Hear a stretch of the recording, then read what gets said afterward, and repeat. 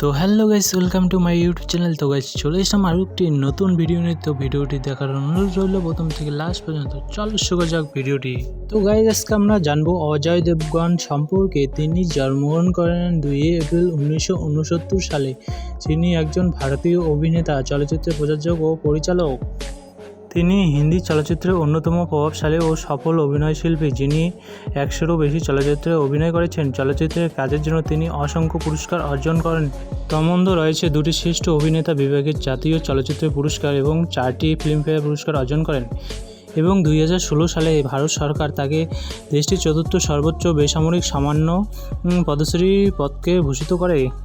অজয় দেবগন 1991 সালে foot hour কার্টে চলচ্চিত্রে অভিনয়ের মাধ্যমে তার চলচ্চিত্রের জীবন শুরু করেন এবং চলচ্চিত্রের জন্য তিনি শ্রেষ্ঠ নবাগত অভিনেতা বিভাগে ফিল্মফেয়ার পুরস্কার অর্জন করেন। প্রথম চলচ্চিত্রের ব্যবসায়িক সাফল্যের পর তিনি জিগার 1992, বিজয় পদ 1998, দিলওয়ালা 1998, সুহাগ 1998, নাজায়েব 1995, ইশক 1957 মতো বহু ব্যবসায়িক চলচ্চিত্রে অভিনয় করেন এবং 1998 সালে তিনি মহেশ ভাটের নাট্যধর্মী জখম চলচ্চিত্রে অভিনয় করেন।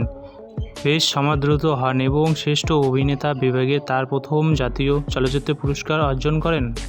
এবং 2000 সালে তিনি রাম গোপাল ভার্মা প্রযোজিত মুম্বাই আন্ডারওয়ার্ল্ডের কাল্পনিক চিত্রায়িত কোম্পানি চলচ্চিত্রে অভিনয় করেন। তিনি এতে গ্যাংস্টার চলচ্চিত্রে অভিনয় করেন। শ্রেষ্ঠ অভিনেতা বিভাগে ফিল্মফেয়ার সমালোচক পুরস্কার অর্জন করেন।